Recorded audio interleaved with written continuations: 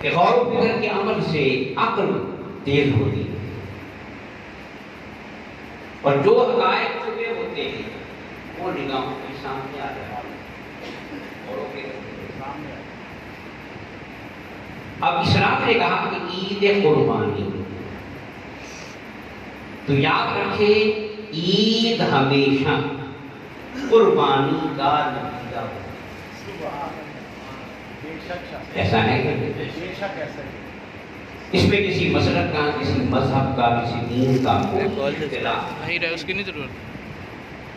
عید ہے، راحت ہے، آسائش ہے، مزہ ہے، لطف اندوزی ہے کہ ہمیشہ نتیجہ ہوتا ہے بولے قربانی۔ جو قربانی دے گا، محنت، کوشش، جد و جہد، خون پسینہ بہائے گا، وہ عزت پائے گا، عظمت،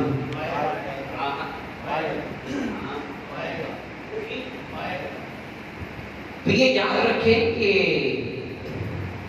جس طرح بادلوں کے بغیر بارش، تو قربانی کے بغیر عید کا کوئی تصور فطرت میں ہے۔ عید اسی کو ملتی ہے، راحت اسی کو ملتی ہے جو کیا کرتا ہے قربانی۔ قربانی کا مفہوم عام ہے، وقت کی قربانی، آرام کی قربانی، محنت، مشقت، جد و جہد، راتوں کو جاگنا، جسم کو تھکانا، یہ سارا کیا ہے؟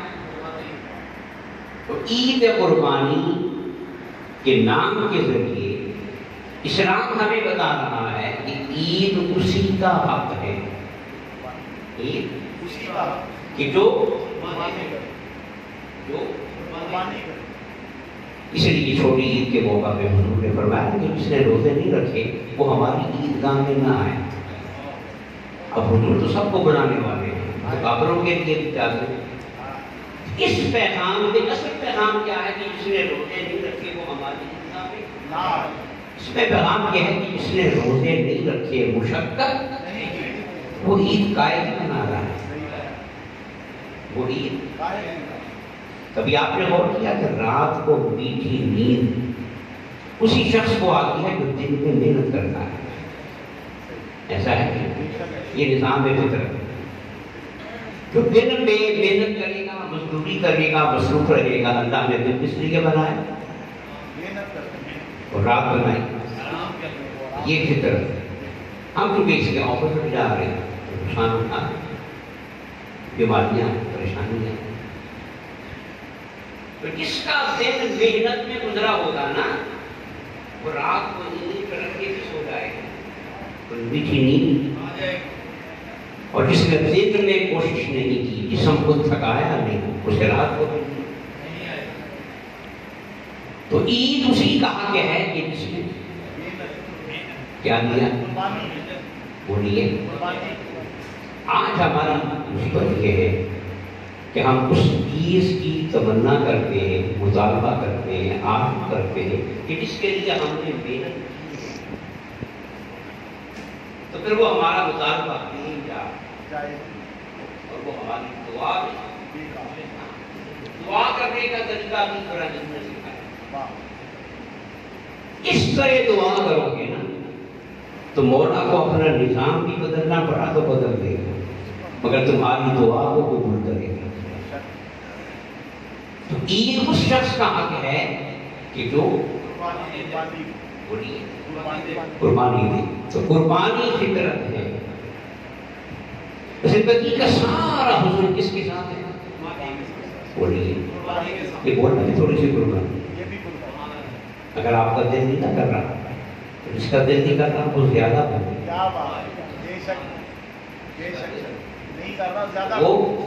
بولے، یہ بھی کیا ہے؟ قربانی تو بولا خوش ہوں کہ میرا نام نہیں ہو رہا ہے، میرا دین کا نام نہیں ہو رہا۔ تو قربانی جو ہے یہ نظام فطرت، قربانی کے بغیر زندگی میں حسن نہیں۔ یہ پنکھا چل رہا ہے، مسلسل کئی گھنٹے گھوم رہا ہے، بے شک وہ چونکہ جاندار نہیں ہے، زبان اس کی نہیں ہے، ورنہ وہ آپ کو بتاتا کہ میں کس طرف سے گزر رہا ہوں، مگر چونکہ بے زبان تو کیا یہ اس کا گھومنا یہ کیا ہے؟ وہ قربانی دیتا ہے تو ہمیں ٹھنڈی ہوا، سورج گھوم رہا ہے، چاند گھوم رہا ہے، گاڑی کا انجن کبھی ہاتھ لگا کے دیکھیں لگے گا، مگر وہ پھر پہیا گھوم رہا ہے پانی میں، کیچڑ میں، پتھروں میں، دلدلوں میں، آپ کو آرام دے رہا ہے، کیا کر رہا ہے؟ قربانی دے رہا ہے۔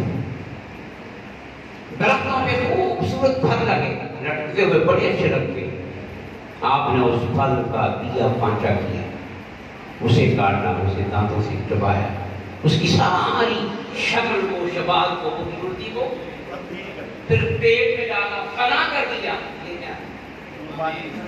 اس پھل کی سرخی قربان ہوئی ہے تو آپ کو سرخی ملی ہے۔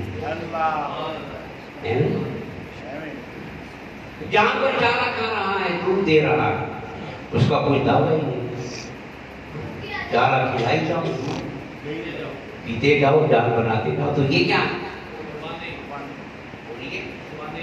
قربان ہے۔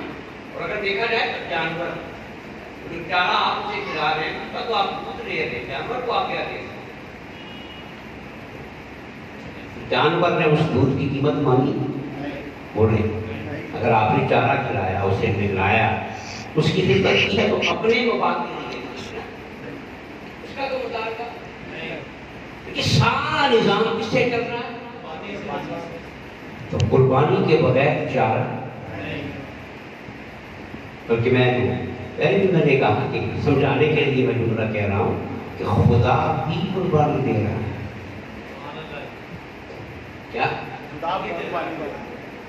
ہمیں اس نے پیدا کیا، رزق دیا، صلاحیتیں دی، بے شمار نعمتیں دی، اور ہم اس کا رزق کھا کے اسی کے منتظر ہیں، اسی کی دی ہوئی زندگی پا کر، اسی کا دیا ہوا رزق کھا کے، اسی کی بنائی ہوئی زمین پہ چل کے، تو پھر اور نہ کہنا اس نے کچھ کہا بولے تو برداشت نہیں کرتا، تو یہ کیا ہے؟ قربانی۔ اگر مولا برداشت نہ کرے تو قربانی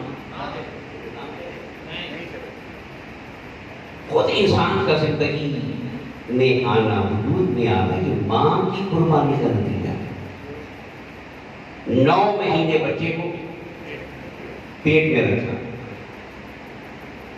اپنا حسن قربان کر دیا، اپنی جوانی، اپنی صحت، اب وہ کھا بھی وہی رہی ہے جو بچے کے لیے وہی، پی بھی وہی رہی ہے جو اپنی ساری خواہشات اس آنے والے بچے پہ کیا کرنی ہے؟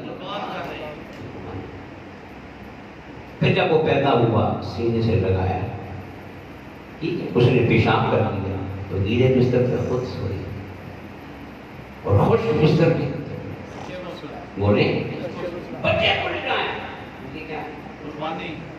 اگر یہ ماں قربانی نہ دے، ایک بچہ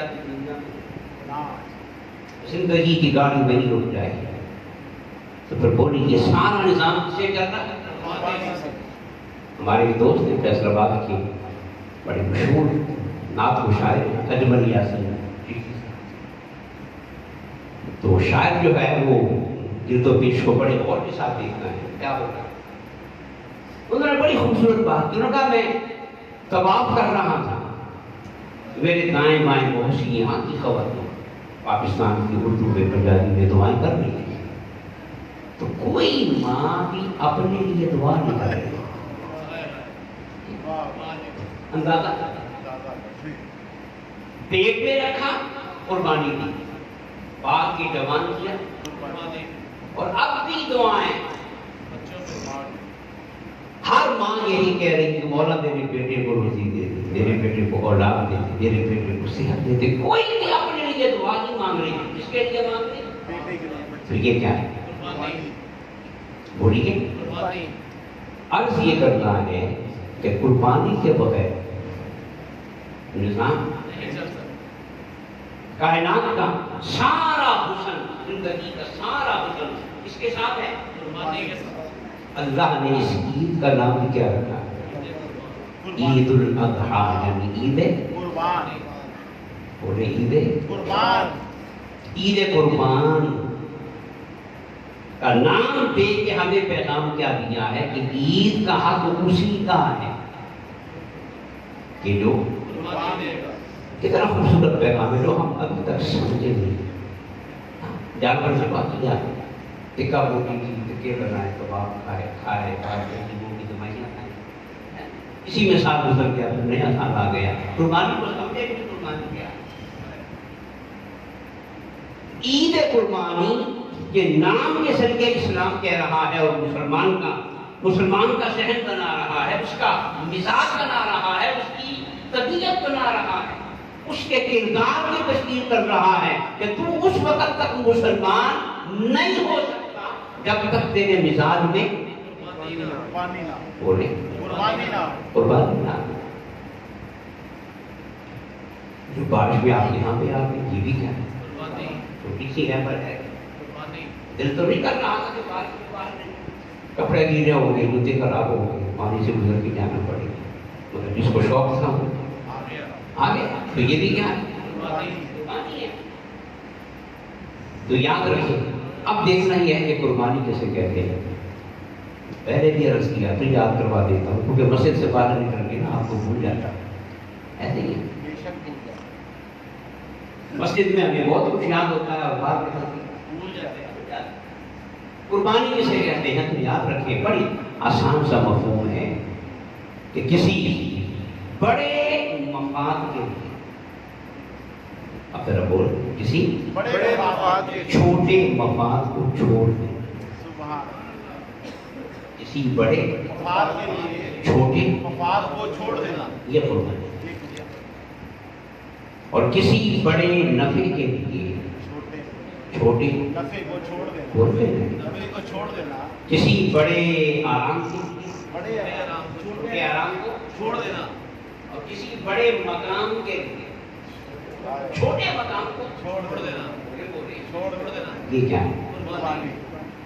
اب قربانی میں یہ دو طرفہ ہوگا، کیا؟ دو طرفہ قربانی، اس کے دو پہلو ہیں۔ پہلا پہلو کیا ہے کہ آپ نے چھوڑا، آپ نے چھوڑ دیا۔ دوسرا پہلو کیا ہے کہ آپ کو مل گیا، مگر فرق کیا ہے کہ جو چھوڑا وہ چھوٹا تھا اور جو ملا وہ بڑا۔ یہ قربانی، یہ کیا ہے؟ تو جو چھوٹے کو نہیں چھوڑنا وہ بڑے کا حقدار نہیں۔ اقبال کا ایک شعر میں پڑھتا ہوں، اگر آپ سمجھ جائیں آسان۔ اقبال نے کہا کہ وہ شخص وہ کل کے غم و عیش پر کچھ حق نہیں رکھتا، وہ کل کے غم و عیش پر کچھ حق نہیں رکھتا، جو آج خود افروز و جگر سوز، جو آج اپنے آپ کو جلا نہیں رہا، کھپا نہیں رہا، سرف نہیں کر رہا، جگر سوزی نہیں کر رہا، خون پسینہ نہیں بہا رہا، مشقت کے عمل سے نہیں گزر رہا، کل کے آرام پہ اس کا کوئی حق نہیں۔ یہ نظام فطرت ہے، یہ کیا ہے؟ اور دین نے اسی فطرت پہ پہرا کیا ہے۔ میں نے کئی دفعہ عرض کیا ہے کہ دین کس لیے ہے؟ دین صرف فطرت کو بچانے کے لیے، فطرت کو۔ آپ نماز پڑھنے آئے تو آرام سے بیٹھ کے مراقبہ کرتے، سبحان اللہ کہہ دیتے، 100 دفعہ معلوم ہے، مگر کیا کہا پہلے کھڑے ہو پھر بولو، کرنا نہیں تو پھر بولو، پہلے کے یہاں پھر کہا 4 حالتیں، یہ 4 حالتیں کیوں رکھی نماز کہ جسم حرکت میں آئے، جسم اور جسم کی سستی اور کمزوری اور مسلسل بیٹھنے کی وجہ سے جو جسم میں کمی آئی ہے وہ یہ فطرت ہے. تو دین کس لیے آتا ہے؟ فطرت کو بچانے کے، بولیے بچانے کے، اسے محفوظ رکھنے کے لیے. عقل میں کی صلاحیت نہیں ہے پر یہ غلط موضوع. تو قربانی دینا کیا ہے؟ فطرت ہے. چھوٹے مفاد کو ترک کر دینا اور بڑے مفاد کو حاصل کر دینا، یہ کیا ہے؟ قربانی. بولے نا. قربانی اب میں جو بات کرنے لگا جو ہوتا ہے نا بے وقوف اور جس میں بصیرت نہیں ہوتی، یہ کیا بصارت؟ بصارت کہاں ہوتی؟ بصیرت. تو جو شخص بصیرت سے محروم ہے، عقل سے محروم ہے، دور بھی نہیں، دور اندیش، وہ کبھی قربانی نہیں دے گا. وہ صرف چھوٹے مفاد کو دیکھے گا کیونکہ بڑا مفاد آنکھوں سے نظر نہیں آتا. بیوقوف لوگ کیا ہے؟ بیوقوف ہے. اس کی نگاہ بڑے مفاد پہ تو وہ کبھی بھی اس بڑے مفاد کے لیے چھوٹا مفاد. اور جو ہوگا صاحب بصیرت جو ہوگا، اور جو ہوگا دور، جو ہوگا بلال حبشی، اور جو ہوگا حسین، جو ہوگا عبد القادر جیلانی، داتا جوینی، جن کو اللہ نے بصیرت دی ہے، دور اندیشی دی ہے، وہ کہتے ہیں کہ بیوقوف ہو، یہ تو چھوٹی سی دنیا ہے، چھوٹے سے مفاد ہیں، چھوٹے مزے ہیں، معمولی رشوتیں ہیں، انہیں قربان کرتے چلے جاؤ اور بڑے مزے ڈھونڈتے چلے جاؤ. یہ قربانی ہے. یہ کیا ہے؟ تو یاد رکھیں جو شخص قربانی نہیں دے رہا تو سمجھ جائے کہ وہ بے وقوف ہے. کیا ہے؟ اس کی عقل کام، وہ بے بصیرت ہے. جو بچہ پڑھ نہیں رہا، وقت ضائع کر رہا ہے، جسے کھیلنے میں زیادہ مزہ آ رہا ہے، پڑھنے کا وقت بھی کھیل میں لگا رہا ہے نا، تو سمجھ جائیں کہ بے وقوف ہے، اس میں بصیرت. اور جو بچہ آرام کو چھوڑ کر اور ضروری نیند کو چھوڑ کر کتاب سے نہ لگائے، محنت کرے، سمجھ جاؤ کہ اس کو اللہ نے بصیرت دی. اس کو اللہ نے کہ موجودہ آرام کو قربان کر رہا ہے اور بڑے آرام کو پا رہا بول دیا پا رہا. تو پھر بولیے اسے زندگی میں تمغہ ملتا ہے، عزت، روزگار، شان، مقام و مرتبہ ملتا ہے. تو جو صاحب بصیرت ہوگا اس کی نظر چھوٹے مفاد پہ نہیں ہوگی، اس کی نظر بولیے نا بڑے مفاد پہ ہوگی. اس کی زندگی، اس کی نظر فانی زندگی پہ نہیں ہوگی، باقی زندگی پہ ہوگی. جو بے وقوف ہوگا نا وہ کہے گا، ایک کتابی کا جملہ ہے کہ ایک جہاں مٹھا، ایک جہاں اگلا کتنے مٹھا، ایک جہاں اگلا، یعنی یہ جہاں مٹھا ہے اور اگلا کس نے دیکھا. تو جو شخص یہ جملہ بولے گا تو سمجھ جائیں کہ وہ بے وقوف ہے. وہ کیا ہے؟ حضور چارپائی پہ سو رہے ہیں، کھجور کی چھال کی بنی ہوئی ہے، نہ چادر نہ دری. عمر فاروق آئے، حضور اٹھے نا، ان کے جسم پر چھال کی نشان پڑ جاتے ہیں. عمر کی آنکھوں میں آنسو آئے. عرض کی یا رسول اللہ، دنیا کے بادشاہ نرم بستروں سے سو، آپ کے لیے کیا ہے؟ تو پھر حضور سے بڑا تو کائنات میں صاحب بصیرت کوئی نہیں ہے. حضور نے فرمایا عمر تم جانتے نہیں ہو، ہم نے دنیا کو چھوڑ دیا ہے، آخرت کو. یہ ہے بصیرت اور یہ ہے دانائی. سیدہ فاطمہ الزہرا کو شاہ نجاشی نے، شاہ افسر نجاشی نے سونے کے کنگن بھیجے اور خواہش کی کہ وہ پہن لے. آپ نے پہن لیے. اسی دوران حضور آ گئے، آ کے بول لیجیے کہ حضور ناراض ہو گئے، کہا کہ بیٹی تمہیں پتہ نہیں کہ ہم نے دنیا کو چھوڑ دیا ہے آخرت کے لیے۔ یہ جس کا مزاج قربانی والا ہوگا نا، اس کا عمل یہ ہوگا، اس کا عمل۔ تو بات سمجھ میں آ گئی کیا؟ قربانی کرے گی تو عید قربانی کا پیغام دے رہی ہے کہ عید اسی کا حق ہے، جو قربانی دے گا خوشی اسی کا حق ہے، عزت۔ آج دنیا میں کیا وہی قومیں معزز نہیں؟ بے شک تو کلمہ نہیں پڑھتی، بے شک بے شک وہ نماز نہیں پڑھتی، بے شک وہ خدا کو نہیں مانتی، مگر نظام فطرت کو تو اپنائے ہوئے، محنت کر رہی، کوشش ہے، وہ محنت کی، علم میں آگے بڑھے، سائنس میں آگے بڑھے۔ آج معیشت ان کے ہاتھ میں، اقتدار ان کے ہاتھ میں، دنیا کے سارے فیصلے ان کے ہاتھ میں، ہم مانتے ہیں خدا کو ہیں، اور کشمیر کی آزادی کے لیے ملتے ہیں ان کی طرف سے شرم نہیں آتی، یہ مقام کیوں آیا؟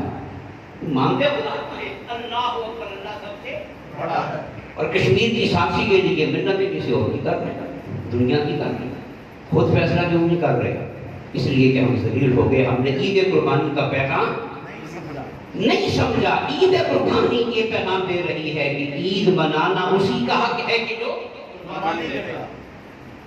اور سن لیں حضرت ابراہیم کی دعا کا میں حوالہ دیا کرتا ہوں کہ دعائیں کیسے قبول ہوتی ہیں۔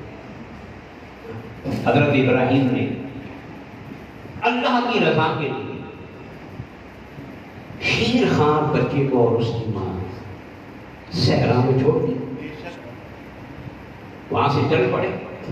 جب اتنے فاصلے پہ گئے، اب ماں اور بچہ نظر نہیں آ رہے، تو دعا کے لیے آنا ہے۔ اب دعا دیکھیے دعا کیسے قبول ہوتی ہے،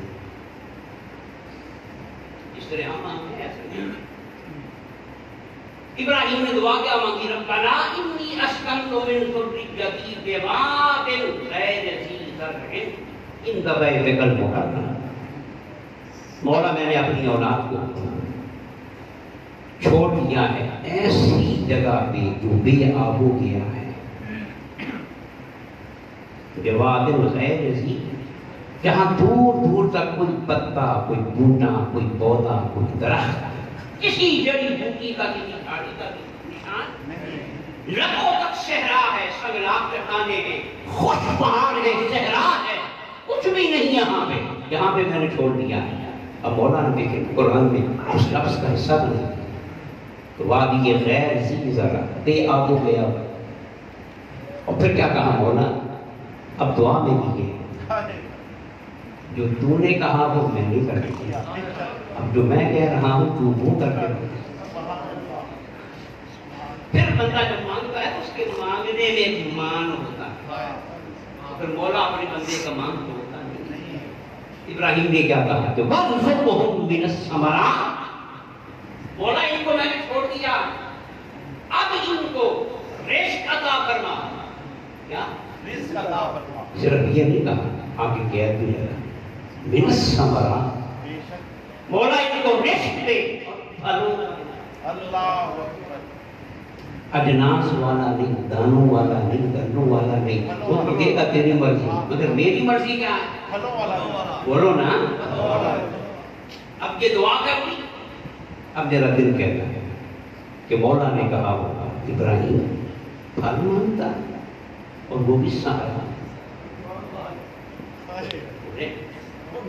بھائی وہاں پہ پانی ہوتا، درخت لگے ہوتے، پھر تو کہنا بنتا تھا کہ مولا ان کو پھلوں والا، پھلوں والا رزق دے۔ تو ابراہیم جہاں بھوکے نام کی شہری کوئی نہیں، وہاں پہ کہہ رہا ہے کہ میری اولاد کیا دے؟ یہ کیسے ہوگا؟ صحرا میں پھل؟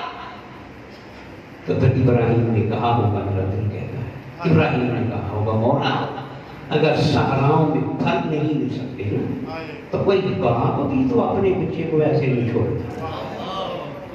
اگر سمجھے باپ بھی تو اپنے بچے کو ایسے، اگر میں بندہ ہو کے یہ کر سکتا ہوں، مولا ہو کے یہ کر سکتا ہوں۔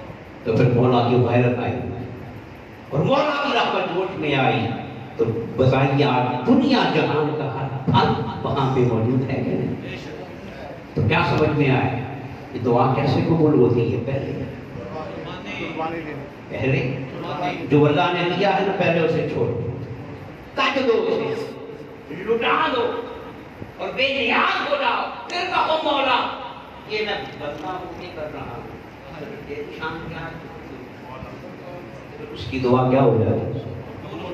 حضور نے جب دعا مانگی نا بدر میں، تم مدینے میں دعا نہیں مانگی کہ مولا سامنے اتنے بیٹھے ہیں بتا دے، مانگی 313 کو روزے کی حالت میں نہیں کے میدان میں کھڑا کر دیا، سب بندی کر دی۔ یہ قربانی کی انتہا ہے۔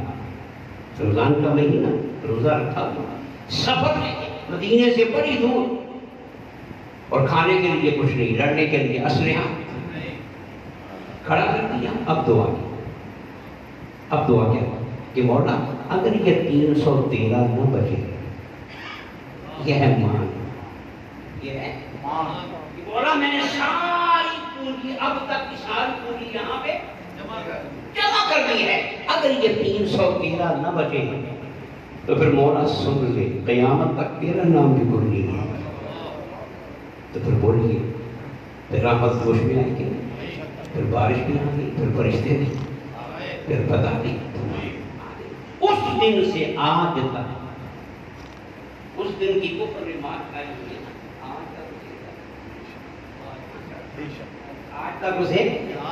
آج تک کافر براہ راست مسلمان کے مقابلے میں منافقوں کا سہارا لے کے آتا ہے، دائیں بائیں سے ہو گیا سیدھا سادہ۔ اسے پتا ہے یہ کیسے بھی ہیں پر ہیں بدر پر، یہ اولاد انہیں کی ہیں کہ جنہوں نے بدر میں ہماری پٹائی کی تھی۔ تو دعا اسی کی قبول ہوتی ہے جو پہلے۔ تو عید قربانی کیا پیغام دیتی ہے کہ عید اسی کا حق ہے، اور خوشی بولو نا جو صرف جانور کی نہیں، اپنی خواہشات، اپنے آرام اور خدا کی دی ہوئی ساری نعمتوں کو جو قربان کرتا چلا جاتا ہے نا، پھر جو اس کے مقدر میں نہیں ہوتا وہ بھی برساتا تھا۔ قربانی کی پتہ وہیں پہ چل جائے گا کہ قربانی کا جذبہ ملا ہے کہ نہیں۔ اگر تو گوشت سارا کھا لیا، ٹکے بنا لیے، کباب بنا لیے، فریزروں میں کر رہے ہو، رکھ لیا، محفوظ کر دیا، تو پھر جانور ذبح ہوا ہے، قربانی نہیں ہے۔ میں کھول کے ممبر رسول پہ بیٹھ کے کہا جانور ذبح ہوا ہے، سارا سال ذبح ہو گیا، ہم کھاتے، قربانی قربانی اس کی ہوگی کہ جانور کو ذبح کرنے کے بعد اسے اپنے کھانے کی فکر بعد میں ہو، دوسروں کو کھلانے کی فکر پہ ہے۔ جو اپنا گوشت مستحقین تک پہنچائے، سنیے، جس کو اللہ پورا سال دے اور جس کے گھر میں ہر ہفتے پورا بکرا آتا ہے، اس کے لیے حرام ہے کہ وہ گوشت محفوظ کر کے رکھے، خاص طور پہ ایسے معاشرے میں جہاں ایسے بہت سے لوگ ہیں جن کو پورا سال ایک روٹی نہیں ملتی۔